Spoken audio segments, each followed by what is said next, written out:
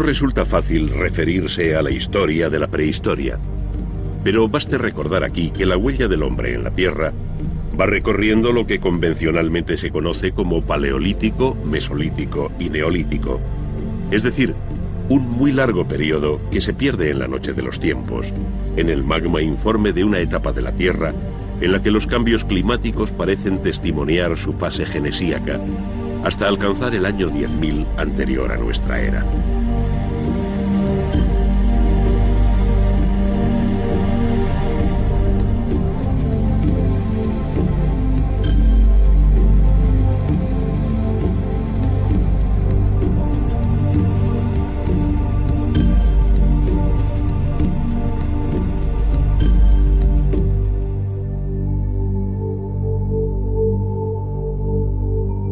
Cada una de estas etapas conoce varias subdivisiones, escaladas con gran esfuerzo por un hombre que a través de las razas de Neandertal y Cromañón alcanza entre los estudiosos el apelativo de Homo sapiens sapiens. Él fue ya capaz de tallar la piedra con gran habilidad, mostrando singular destreza en el manejo de las manos y de unas rudimentarias herramientas.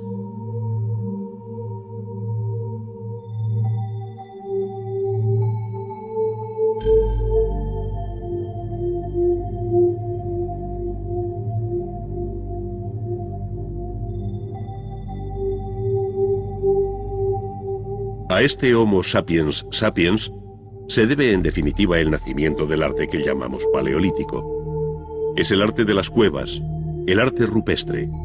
Son los primeros relieves y pinturas, los pequeños utensilios tallados en hueso, las primeras esculturas, como las conocidas Venus paleolíticas. Un mundo, en fin, que anuncia nuevos horizontes.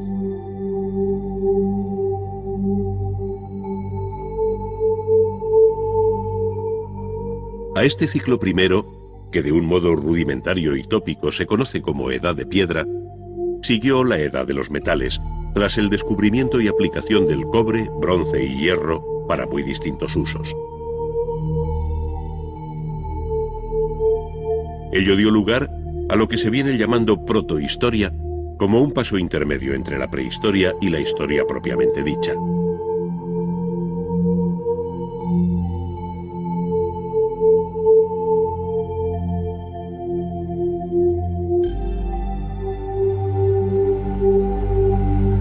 Coincidiendo con estos periodos últimos, surgieron las civilizaciones de Mesopotamia y Egipto, cada una con su historia particular, que en sus epígonos conducen a periodos más cercanos geográfica y cronológicamente. No en vano, una y otra saludaron desde su ancianidad a culturas más jóvenes, que tomaron el testigo de la historia, constituyéndose en la base de la que un día se llamaría cultura occidental, esto es, Grecia y Roma.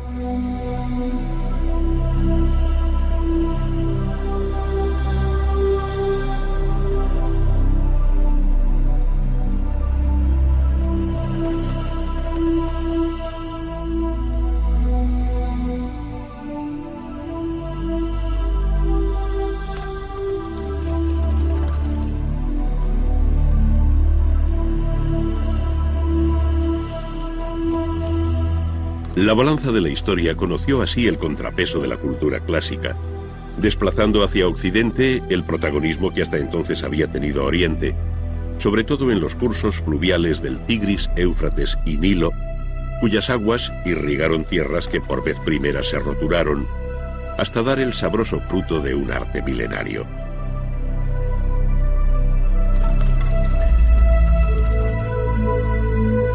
Este estuvo sujeto a 1000 avatares que hicieron del arte mesopotámico un difícil cuadro de secuencias yuxtapuestas, mientras que el arte egipcio aparece con una serenidad inmutable, donde solo el especialista es capaz de percibir los leves cambios producidos en su milenaria existencia.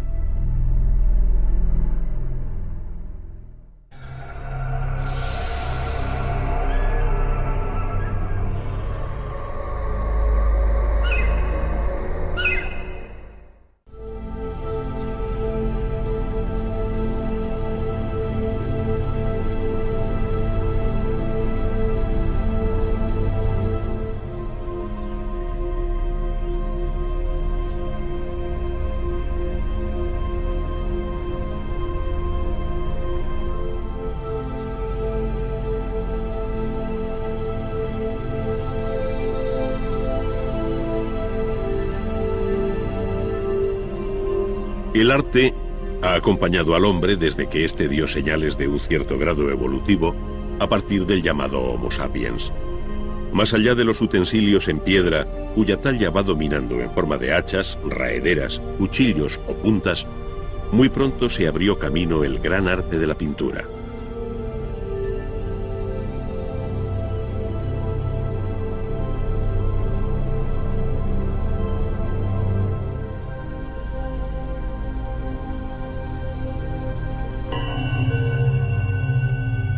No deja de ser un hecho más que sorprendente que el despertar de la humanidad esté asociado al temprano nacimiento del arte como una de sus manifestaciones más características.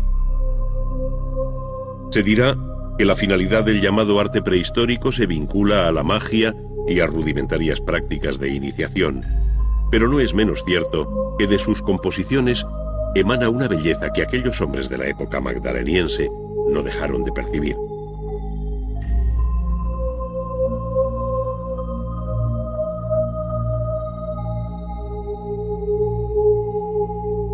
Dicho de otro modo, en medio de aquellos grupos de nómadas que en difíciles condiciones de vida seguían a los animales de cuya existencia dependía la suya propia, surgió un hombre con especial talento para dibujar, mezclar los colores y reproducir la realidad que le rodeaba, dando entrada al artista en la historia, aunque éste permanezca en el más oscuro de los anonimatos.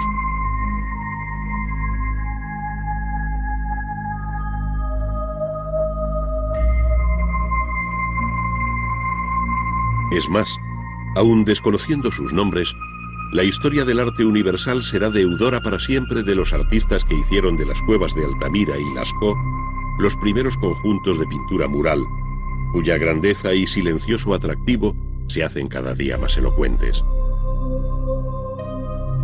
Es ciertamente pintura que habla de lo que le preocupa al hombre. Es una pintura documental. Es el reflejo de la dura realidad de aquellos cazadores y recolectores que en una cueva o en un abrigo natural plasmaron lo que sentían, lo que anhelaban, lo que temían. Fue a finales del Paleolítico Superior, entre los años 15.000 y 10.000 aproximadamente, antes de nuestra era, cuando, terminando la época glaciar, corrían por el virginal paisaje del sur de Francia y norte de la península ibérica bisontes, renos, ciervos, mamuts, caballos, toros, osos, cabras y otros muchos mamíferos que abandonaron estos parajes en busca de otros lugares más fríos.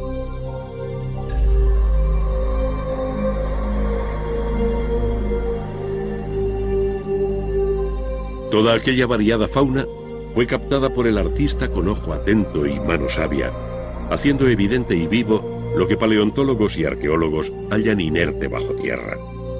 Sus excavaciones no hacen sino corroborar lo que el arte consagró visualmente.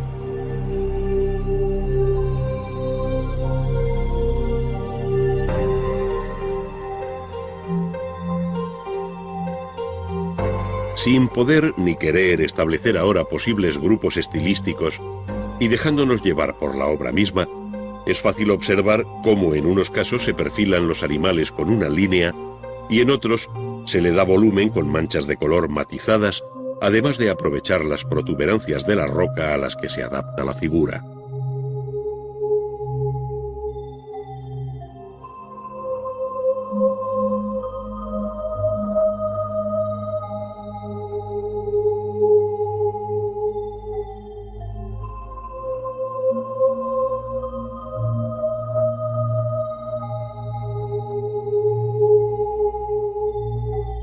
Por otra parte, a la visión estática de bisontes y caballos se contrapone la imagen dinámica de los animales a los que se ve correr y trotar.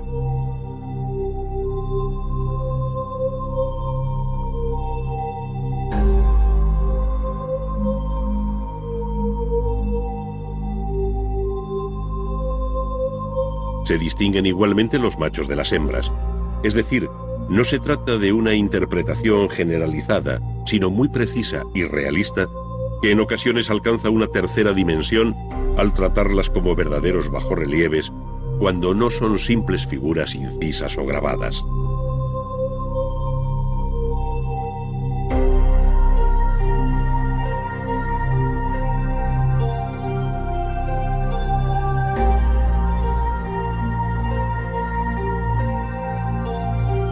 El arte rupestre evolucionó desde el Paleolítico hasta el Neolítico, cuando la figura humana irrumpe en la pintura al tiempo que pierden grandeza los animales. Con ello da a entender que estamos ante una nueva sociedad que descubre los beneficios de la agricultura, que entre otras cosas permitirá al hombre fijar su residencia en un lugar, perdiendo su anterior condición de nómada.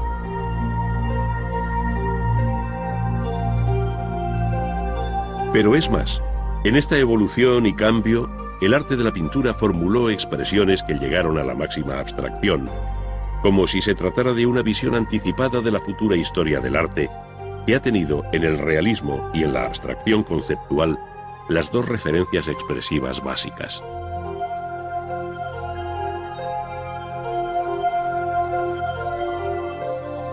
Desde otros ángulos se observa el nacimiento de la arquitectura, que llamamos megalítica por el gran tamaño de las piedras utilizadas, y cuyo desarrollo alcanzó la edad de los metales, enlazando así con las culturas históricas.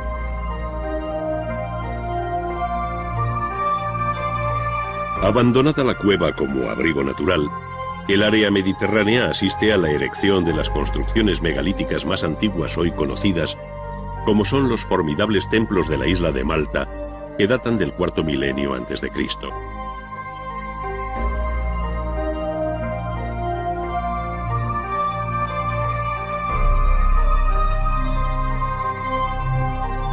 Más recientes son las construcciones megalíticas de la isla de Menorca, donde tanto las llamadas taulas como las navetas permiten ver el creciente refinamiento constructivo de estas construcciones bañadas por el sol.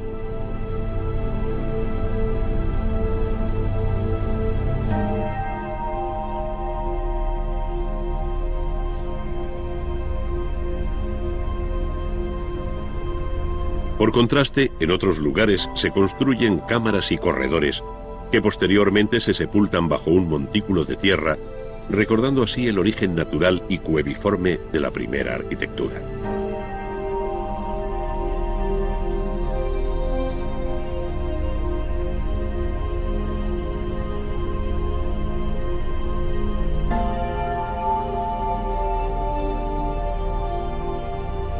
Pero la construcción megalítica más conocida, y probablemente la más sorprendente de cuantas nos han llegado, es la de Stonehenge, en Gran Bretaña, erigida entre el tercero y segundo milenios.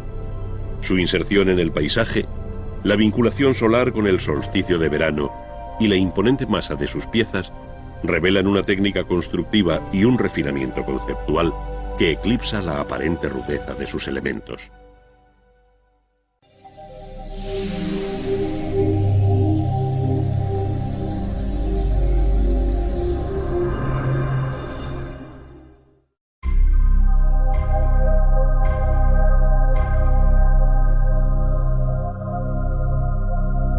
En el libro del Génesis, al mencionar el paraíso se dice: salía de Edén un río que regaba el jardín, y de allí se partía en 4 brazos. El primero se llamaba Pisón, el segundo Gijón, el tercero se llama Tigris y corre al oriente de Asiria, el cuarto es el río Éufrates. Tomó Yahvé al hombre y le puso en el jardín de Edén para que lo guardase. El Antiguo Testamento se refiere así a la tierra que los griegos llamaron Mesopotamia, esto es, la zona comprendida entre los ríos Tigris y Éufrates. Allí se asentarían pueblos y culturas rivales que, sin embargo, a partir de Sumer, alumbraron una de las civilizaciones más antiguas.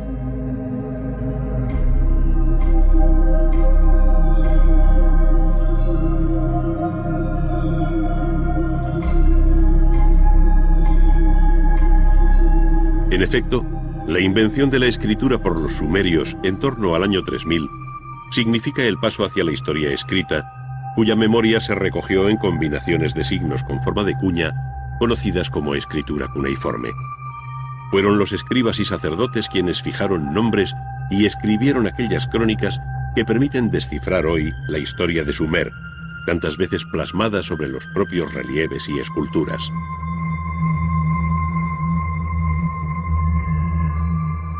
Las primeras obras sumerias son las figuras de alabastro halladas en los templos y conocidas como orantes, por llevar en las manos una ofrenda. El esquematismo de sus ropas y anatomía contrasta con la expresividad del rostro, donde la abierta mirada se convierte en insondable enigma.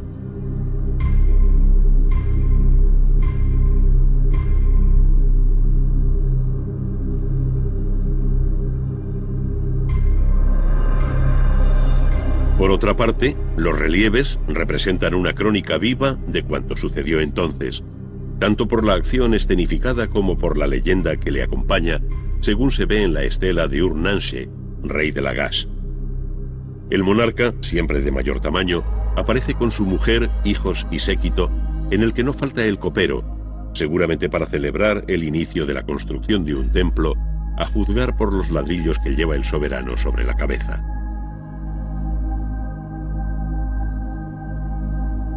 Pero fueron la paz y la guerra el tema más frecuente en estos relieves del tercer milenio antes de Cristo, en los que, al tiempo que se narran los grandes acontecimientos de la historia política, se dieron los primeros pasos de la historia del arte y de ahí su extrema importancia.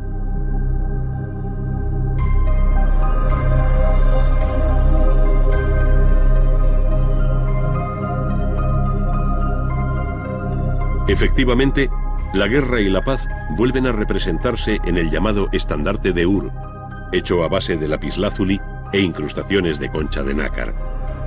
En una de sus caras, con un claro sentido narrativo y en varios registros superpuestos que se leen de abajo a arriba, desfila el rico botín apresado al enemigo. Mientras, en la parte alta se celebra una fiesta en la que el rey y su corte comparten bebida, escuchando a una cantante y un arpista.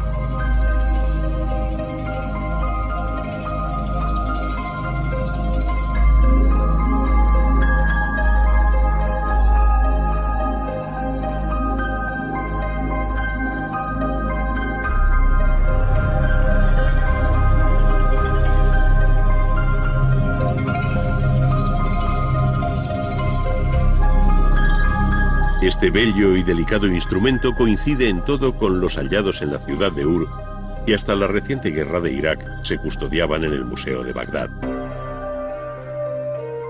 Las ciudades-estados de Sumer sucumbieron en la segunda mitad del tercer milenio ante el empuje arrollador de Sargón de Akkad. Sus descendientes ampliaron los límites geográficos del imperio acadio hasta el Kurdistán, con campañas militares como la que recuerda la célebre estela de Naram Sin. Allí, en opinión de André Parrot, vencedores y vencidos escenificaron una primera versión del cuadro de las lanzas de Velázquez.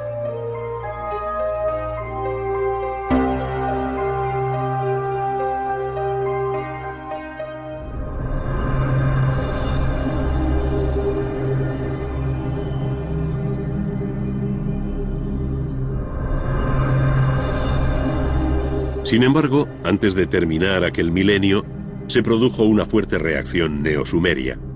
Fue entonces cuando se construyeron los colosales zigurats, como el de Ur, con ladrillos secados al sol o cocidos, dando lugar a una imagen que viene identificándose como la bíblica Torre de Babel, cuyo esquema aterrazado se repetirá en la futura arquitectura religiosa de Mesopotamia. En este periodo acadio se multiplicaron las efigies de Gudea, señor o patesi de la ciudad de Lagash. Son obras hechas en diorita, en las que la bella dureza del material pulimentado se identifica con el refinamiento de un poder fuerte y sin fisuras, como fue el de Gudea y su hijo Ur-Ningirsu. Sus imágenes debieron de tener igualmente un carácter votivo, estando dedicadas a distintas deidades, según relatan las inscripciones que les acompañan. Su fuerte complexión, la concepción cerrada y prieta de la escultura, así como la ausencia del menor movimiento, tienen algo de eterna plegaria ante un dios ausente. Por el contrario, esta relación con la divinidad se hace patente en el llamado Código de Hammurabi, rey de Babilonia, labrado en una piedra de extrema dureza, como es el basalto negro, y conservado hoy en el Museo del Louvre. Este código fijó en el siglo XVIII a.C. la primera colección legislativa de la historia del derecho, que se inicia con estas palabras: entonces Anum y Enlil me designaron a mí, Hammurabi, príncipe piadoso, temeroso de mi Dios, para que proclamase en el país el orden justo. Dentro del arte mesopotámico, y de acuerdo con los continuos cambios políticos y militares que hacen de estas tierras una historia entretejida con el dolor y la guerra, destaca el capítulo correspondiente a Asiria. Su periodo más interesante terminó con la caída de Nínive en el 612 a.C., y en su haber se encuentra el palacio de Sargón II en Khorsabad, con sus entradas custodiadas por toros alados de rostro humano y muros revestidos de bajorrelieves en alabastro. En esta línea son igualmente inolvidables los relieves del palacio de Asurbanipal en Nínive, cuyo hieratismo descriptivo, pleno de silenciosa tensión, contrasta con las movidas escenas de caza de los relieves del palacio de Nimrud, la antigua Kalu, que mandó construir Asurnasirpal II en el siglo IX a.C.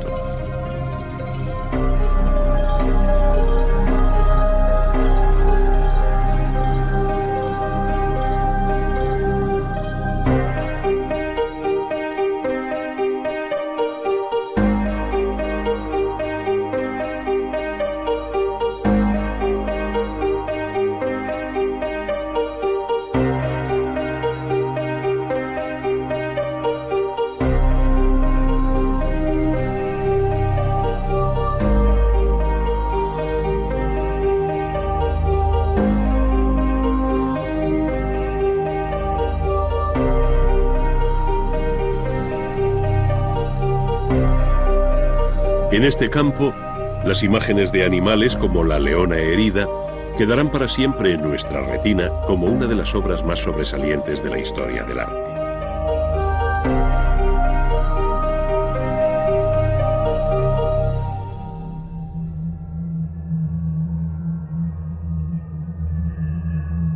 Aquella herida fatal parecía anunciar la sufrida por el propio imperio asirio ante la coalición de babilonios, escitas y medos que dieron lugar a una segunda edad de oro de Babilonia.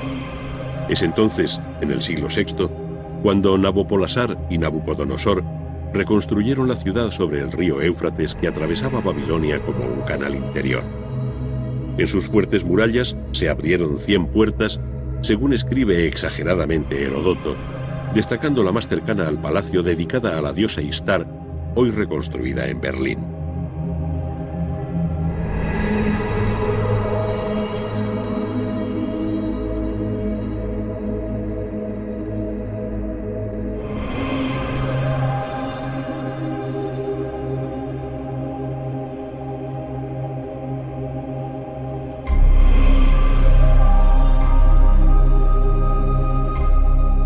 Su decoración en cerámica vidriada y polícroma enfatizaba el arranque de la vía de las procesiones que terminaba en el templo del dios Marduk sobre un formidable figurat.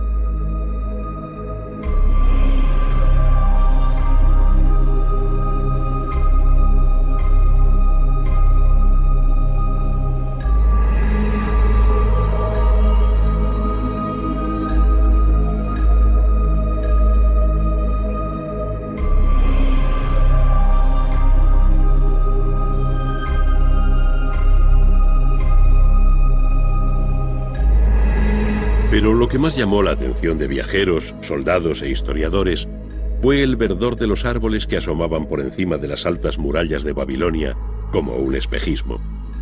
No era otra cosa que los míticos jardines colgantes con los que Nabucodonosor quiso mitigar la nostalgia del paisaje que vio crecer a la reina Amiotis, hija del rey de los Medos. Para ello se dispuso de suelo artificial sobre una estructura de pilares y bóvedas de ladrillo con un perfil escalonado. El agua se subía por un procedimiento de poleas, de tal forma que por caída se regaba el jardín de especies arbustivas y arbóreas, cuya impermeabilización se aseguraba con betún. Surgió así una de las 7 maravillas del mundo antiguo, que sin embargo conocería una vida muy corta. En el año 539, Ciro de Persia entró en la ciudad y allí terminó su hegemonía.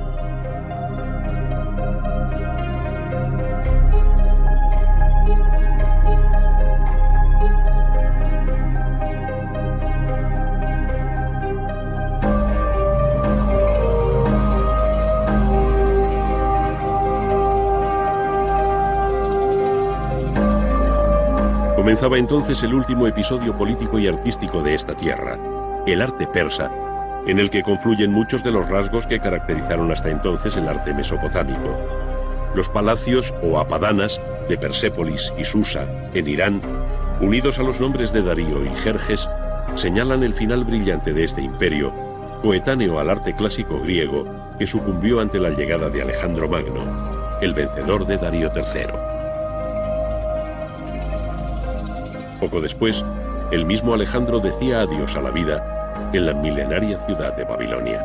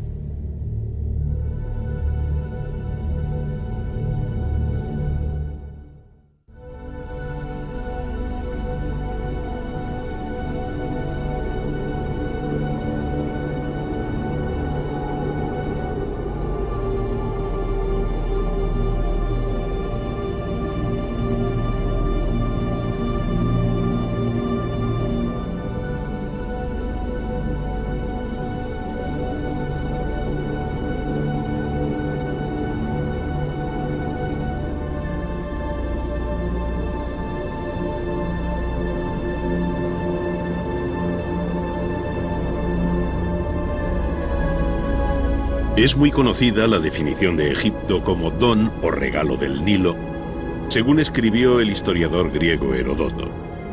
Y es que efectivamente el río Nilo viene a ser la líquida columna vertebral de una cultura cuyo arte e historia se identifican de modo muy especial con su marco geográfico.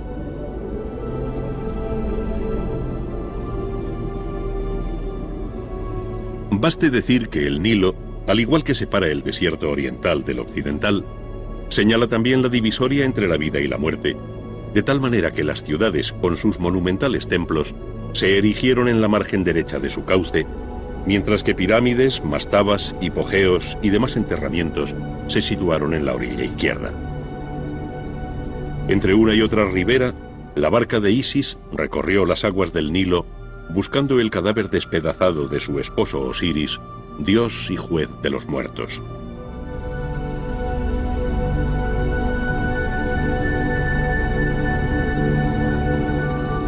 Pero el agua también es vida, y el Nilo, en sus periódicas crecidas, proporcionó el limo fertilizante que convirtió sus orillas en un feraz vergel.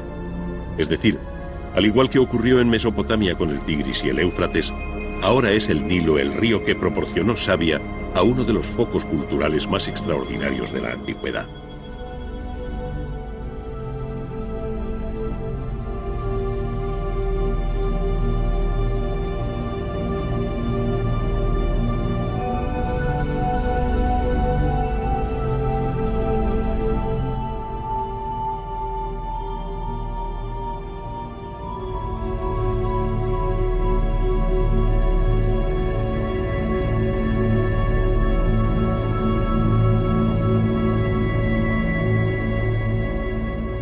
A diferencia de Mesopotamia, el arte egipcio mantuvo siempre una unidad conceptual y estilística a lo largo del tiempo que parece sobrenatural, inmutable y siempre enigmática, que sobrecoge no solo por la perfección alcanzada en sus obras, sino por la vocación de eternidad con la que fueron concebidas.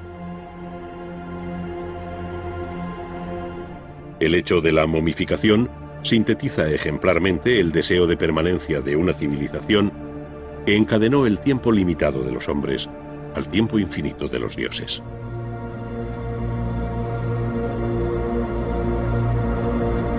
La propia arquitectura parece emular las sugerencias del paisaje que acompaña al río cuando se observa sobre el Valle de los Reyes la punta de El Qurn, cuyo perfil piramidal es toda una profecía.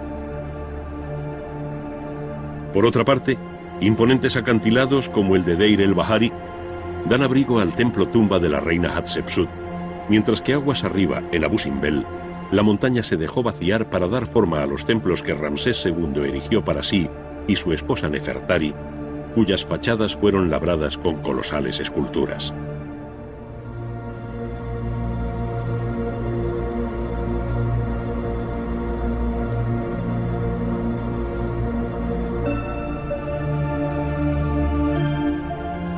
Sin embargo, son las pirámides las que se han quedado en la memoria como la hazaña constructiva más sobrecogedora del antiguo Egipto, siendo la de Saqqara la más antigua de las conservadas.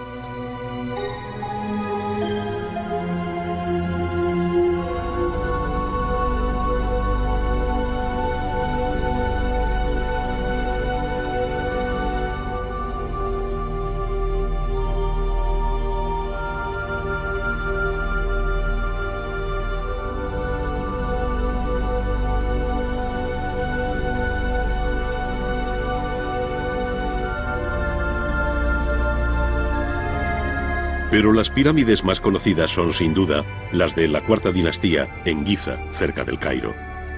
Allí, la relación compositiva de unas con otras, la presencia de la Gran Esfinge, el acompañamiento de pirámides menores, mastabas y templos funerarios, dan una idea cabal de lo que llegaron a ser las necrópolis egipcias a orillas del Nilo. En Giza, las tres pirámides mayores, construidas a mediados del tercer milenio antes de nuestra era, albergaron los enterramientos de Keops, Kefren y Mykérinos.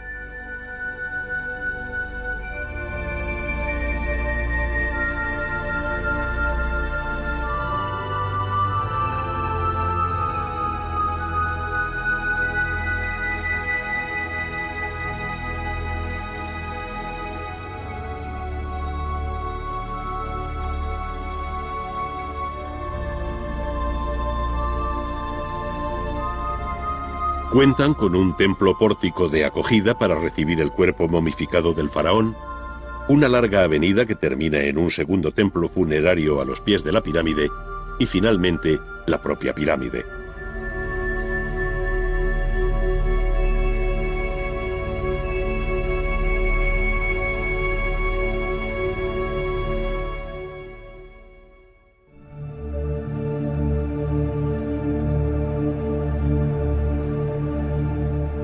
En su secreto, angosto y oscuro interior, los pasadizos, corredores y galerías ofrecen un sofisticado sistema de seguridad y engaño para desorientar a los salteadores de tumbas y asegurar así el reposo eterno del faraón en su cámara sepulcral.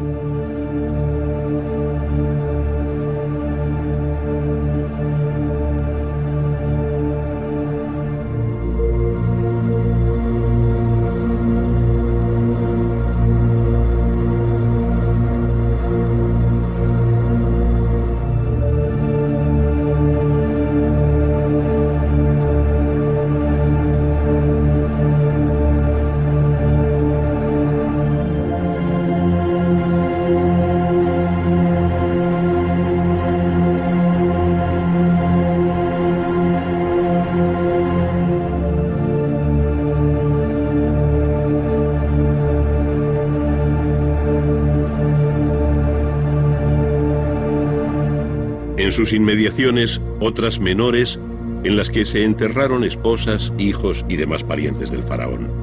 Todo siempre de acuerdo con un orden axial, jerárquico y riguroso, en una estudiada orientación astronómica.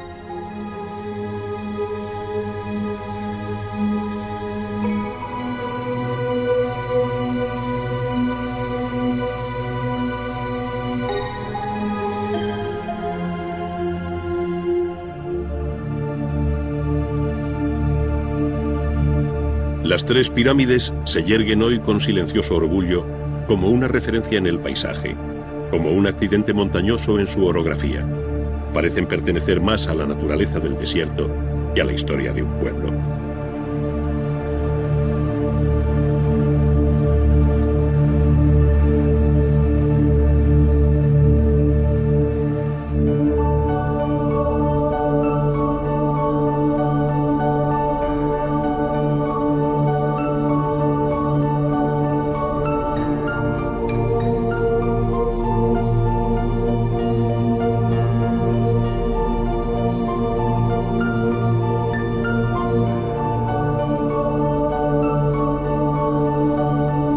Todas las cámaras funerarias de los enterramientos construidos o excavados en la roca conservan bajorrelieves y pinturas en los que se resume la vida del difunto, que a su vez arrastra toda una historia visual del mundo que le rodeó, como sucede en la de Tutankamón, donde además se encontró intacto el riquísimo ajuar funerario que le acompañaba en el más allá.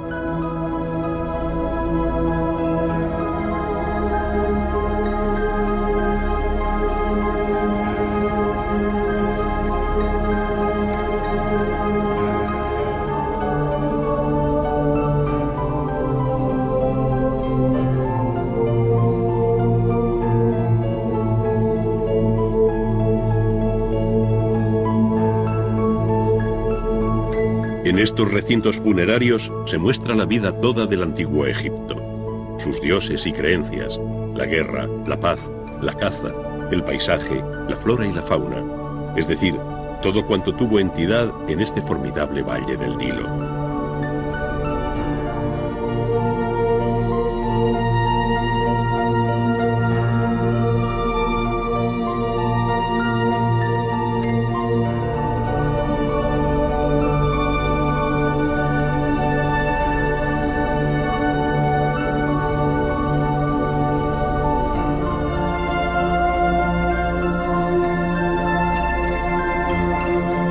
La realidad así descrita no solo se refleja con exactitud, sino con un evidente deseo de anhelo artístico sobre peculiares cánones de frontalidad, proporción y sentido del color.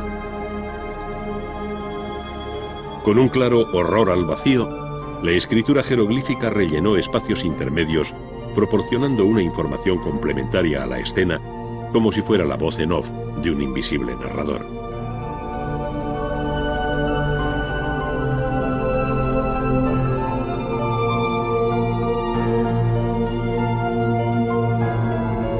Aquellos mismos cánones fueron también compartidos por el relieve y la escultura exenta, donde la conocida imagen del escriba sentado se repite con pocas variantes formales bajo la quinta dinastía.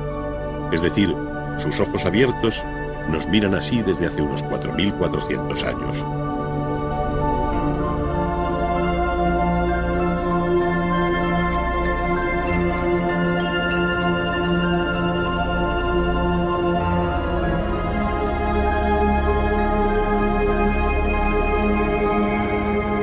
Finalmente, cabe añadir que la escultura egipcia pulsó todos los registros posibles, desde las grandes estatuas que compiten con la arquitectura o se encuentran aisladas en medio del desierto, hasta la delicada belleza de retratos como el de la reina Nefertitis en sus distintas versiones, cuyo rostro representa una de las más altas expresiones artísticas de todos los tiempos.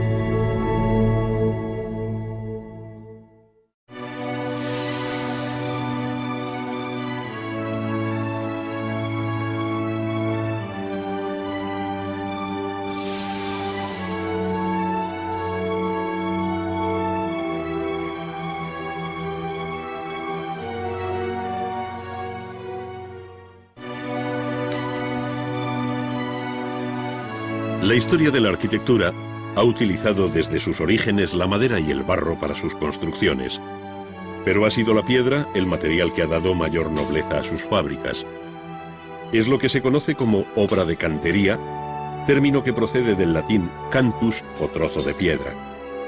De él derivan igualmente las palabras cantera, lugar del que se extrae la piedra, y cantero, el hombre que la trabaja. En otro tiempo, el gremio de los canteros tuvo una importancia decisiva y de su seno saldría el futuro arquitecto. Entre las tareas iniciales con las que se enfrentan los canteros se encuentra la de separar de la roca viva los grandes bloques de piedra. Estos se trasladan luego al taller para su escuadrado o corte en bloques de menor tamaño para su más fácil manejo. El procedimiento utilizado en uno y otro caso es el mismo, ya que después de marcar el bloque que se quiere cortar, por la que se llama línea de rotura, se introducen con cuidado unas cuñas metálicas en sus cajas. A continuación se golpean con una maza, con tiento y por igual, intercalando golpes en los laterales de la piedra para ayudarle a abrirse.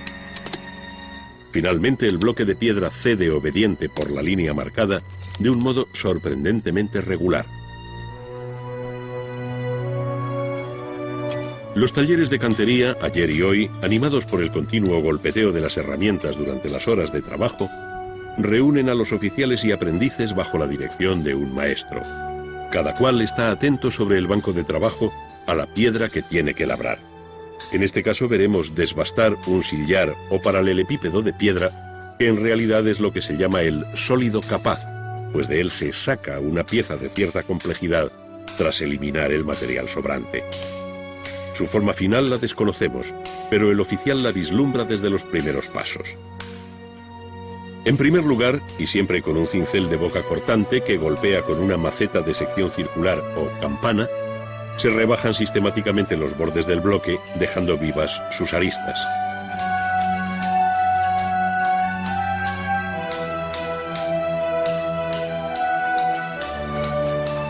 Estas bandas, de unos 2 o 3 centímetros, se afinan al máximo, comprobando su horizontalidad con una regla o un simple listón de madera.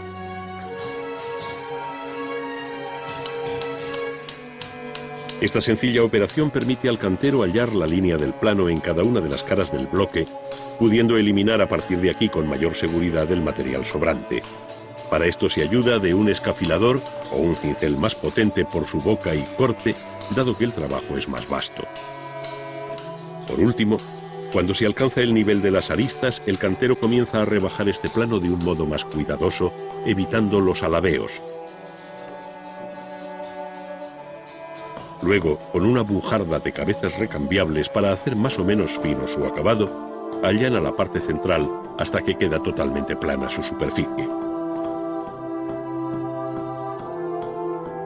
Por el mismo procedimiento se preparan las distintas caras de trabajo, pasando a obtener planos inclinados cuando la pieza lo requiere, como es el caso.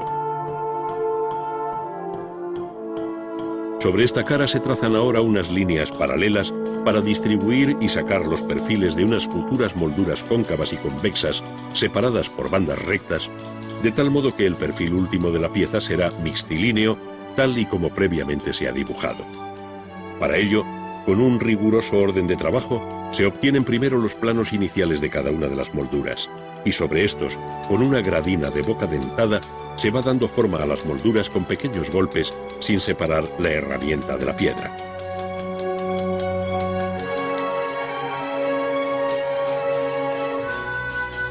Como la pieza escogida hace esquina o ángulo hacia afuera, es necesario trazar la línea diagonal en que se produce el quiebro y proceder del mismo modo por el otro lado. Ahora se cuenta con la ventaja de tener la referencia de uno de sus lados, pero por otra parte el encuentro de los dos planos ha de ser perfecto, por lo que el cantero con gran seguridad apura con el cincel la cortante arista, pues no cabe aquí el menor error.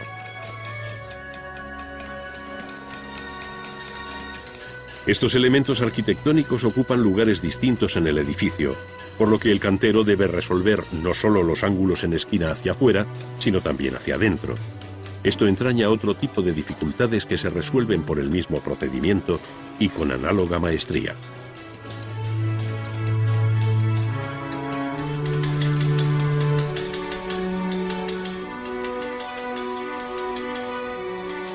Mientras que estos oficiales siguen trabajando frisos, cornisas y todo tipo de molduras de planos rígidos y geométricos perfiles, otros canteros del taller acometen otro tipo de obra más delicada y próxima a la escultura, como es la labra de capiteles. Hay aquí también, sí, una base geométrica en el planteamiento inicial, pero las formas vegetales y libres de un capitel corintio, por ejemplo, obligan a trabajar a sentimiento, aunque sin perder de vista la guía del dibujo sobre la piedra. La arquitectura clásica ofrece una variada serie de capiteles, como los toscanos, los dóricos romanos y los jónicos, que ofrecen menos dificultades que el orden romano por excelencia, el orden corintio. Su rico capitel, cuya forma parece inspirarse en la naturaleza, como afirma Vitruvio, se caracteriza por la presencia de carnosas hojas de acanto que el maestro perfila con cuidado y ahueca con una gubia, sin olvidar la importancia del dibujo en todo este proceso. Pero donde el arte del corte de piedra o estereotomía alcanza su más alta expresión es en la solución de superficies curvas para formar bóvedas. Su casuística es muy amplia, pero aquí seguiremos el proceso de una de las soluciones más frecuentes y sencillas, la llamada bóveda de aristas.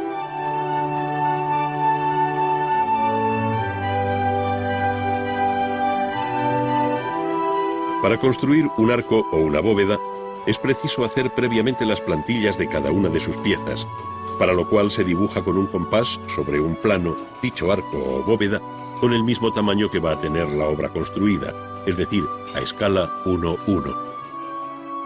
Trazado el arco, se marcan radialmente unas líneas que marcan el número de piezas o dovelas que lo componen, así como su longitud, es decir, el despiece del arco y las líneas de corte. Este dibujo recibe el nombre de montea.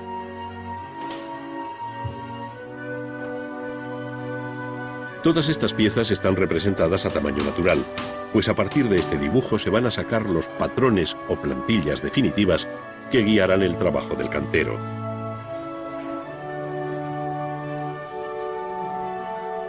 Para que no se deformen o alteren estos patrones en su constante uso por los canteros, lo habitual es repetir el mismo dibujo sobre una fina lámina de hojalata y recortar posteriormente la forma de la dovela.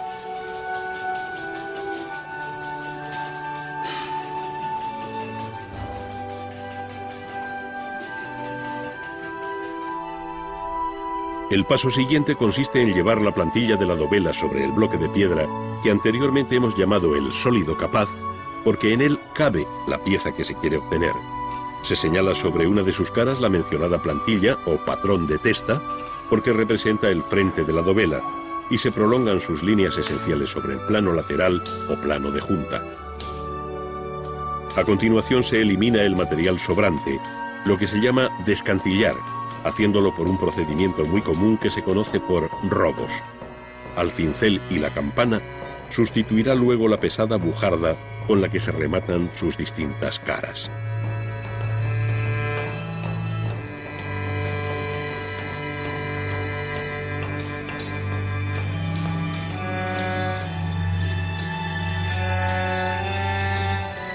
Cada una de las dovelas tiene una función y forma determinadas dentro del arco o de la bóveda, lo cual hace que sean varias las plantillas a utilizar y diferente la forma de cada una de ellas.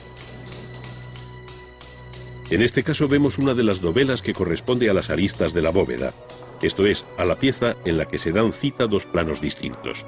De ahí su mayor complejidad, si bien el procedimiento de su traza y labra son análogos a lo ya descrito.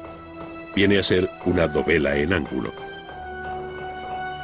La pieza fundamental de cualquier arco o bóveda es la que cierra esta en su parte más alta, la llamada clave, y según sea la complejidad de la bóveda, así será también la de su clave.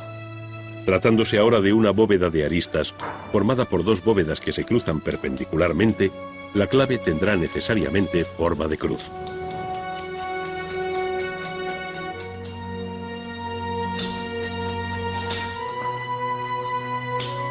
Esta es la pieza que ha comenzado a descantillar el cantero una vez señaladas en el frente del bloque de piedra las correspondientes plantillas. Se repite de nuevo el mismo procedimiento y se utilizan las mismas herramientas anteriormente descritas, dejando a la bujarda la labor de acabado final con su inconfundible huella granulosa.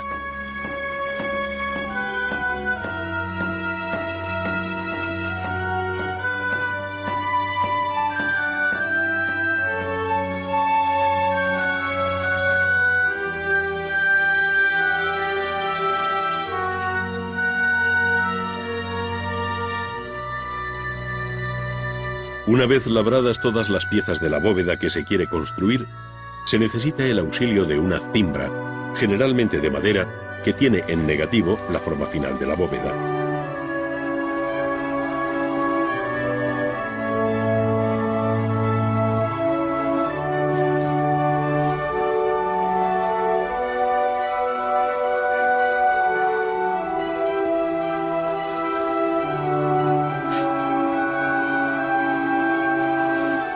En la cimbra se irán apoyando las distintas dovelas por riguroso orden a partir del montaje previo que se ha hecho sobre el suelo de este modelo reducido, pero real.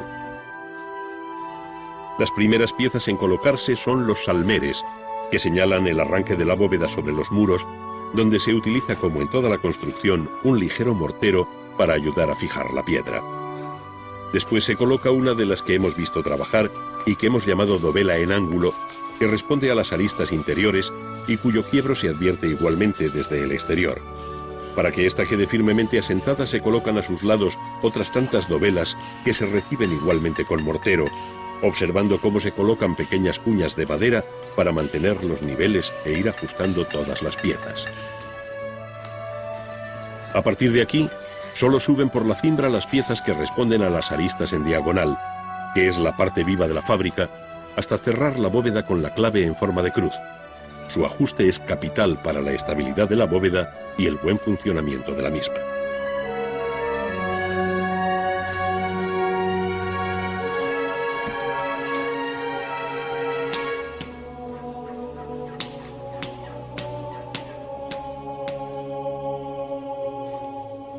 Después se van colocando las dovelas restantes hasta completar la bóveda, para finalmente descimbrarla, esto es, retirar la cimbra para que la bóveda se asiente y entre en carga sin apoyo alguno.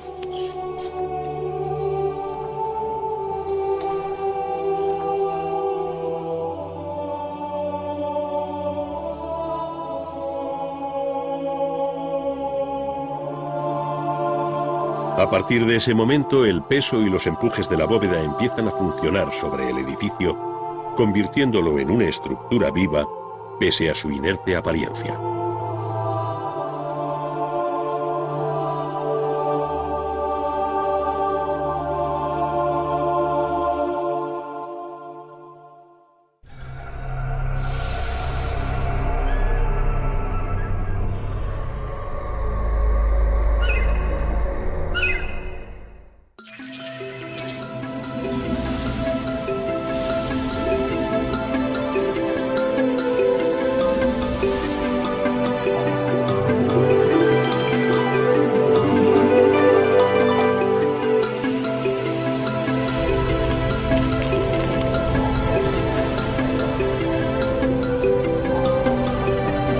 Bienvenidos a Ars Magna, un viaje por la historia del arte en 10 capítulos.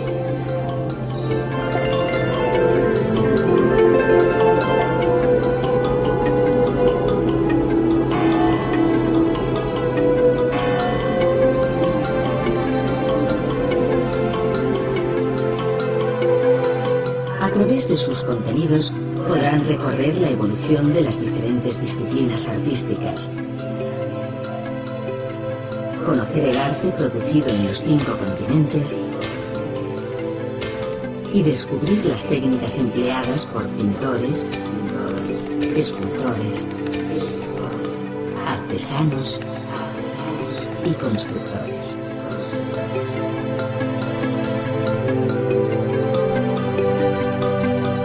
Disponen de 2 opciones de navegación: el acceso lineal, que permite visualizar los contenidos de cada disco sin interrupción alguna, y el modo interactivo, que posibilita la selección de secuencias audiovisuales en el orden apetecido.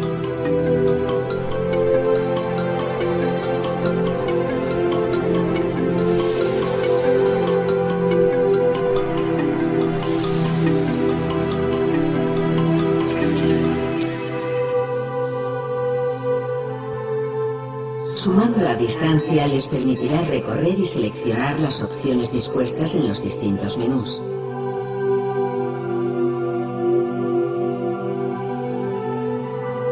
Interrumpir la secuencia elegida para acceder al menú o exposición audiovisual siguiente.